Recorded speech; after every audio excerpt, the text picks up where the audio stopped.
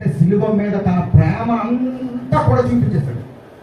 శిలువ మీద తనకున్న ఆప్యాయతను అంతా చూపించేశాడు.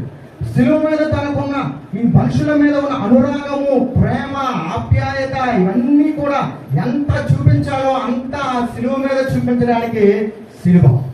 ప్రేమకు ఎక్కడ కూడా బంధం లేదు. ప్రతి వారిని ఆయన ప్రేమించగలడు.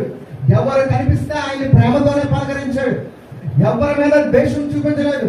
తనని హింసించే వారిని కూడా ప్రేమించాడు. తనని ద్వేషించే వారిని కూడా ప్రేమించాడు. తండ్రి, వీరేమి చేయుచున్నారో వీరెరుగరు కనుక వీరిని క్షమించము నాయనా అని ప్రేమ చూపించాడు. హింసించే వారిని కూడా అదే చెప్పాను అందరికి, మిమ్మల్ని ప్రేమించే వారిని మీరు ప్రేమించిన మీకేమి ఫలము, మిమ్మల్ని ద్వేషించే వారిని కూడా మీరు ప్రేమించండి, అప్పుడు మీ పరలోకమందు మీ ఫలము అధికమగును అని చెప్పాడు. ప్రేమ చూపించాడు. ప్రేమకు ఎక్కడ కూడా అమ్మా నేనెవరనో వ్యభిచారం చేసే స్త్రీతో అంటున్నాడు. ఒక యవ్వనుడు 33.5 సంవత్సరాలు, ఒక యవ్వన పురుషుడు, ఒక యవ్వన వ్యభిచారం చేసే స్త్రీ పలుకుతున్న మాటనే అమ్మా.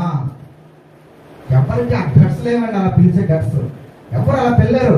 ఒక వ్యభిచారం చూస్తే వ్యభిచారి, పాపం చేసింది, నువ్వు అలాంటిదాని, నువ్వు ఇలాంటిదాని, సందు దొరికితే చాలు ఇంకా అనాలని చూస్తారు. మన బయటికి ఎవరైతే సందు దొరికితే తప్పు చేసిందా చేయలేదా తర్వాత విషయం, నిరూపింపబడిందా నిరూపింపబడలేదా తర్వాత విషయం, ముందు వేసేస్తారు బాణాలు, చూపిపోతే మాటలు వేసేస్తుంటారు, బాణాలు లాంటి మాటలు వేసేస్తుంటారు. కానీ ప్రపంచంలో రాయితో కొట్టడానికి ఎవరికి హక్కు ఉంది? ఆమెను రాయితో కొట్టాలంటే ఎవరికి హక్కు ఉంది? ప్రపంచంలో యేసుక్రీస్తుకే హక్కు ఉంది. రాయితో కొట్టే హక్కు, అధికారం ఆయనకే ఉంది, కానీ ఆయన కొట్టలేదు.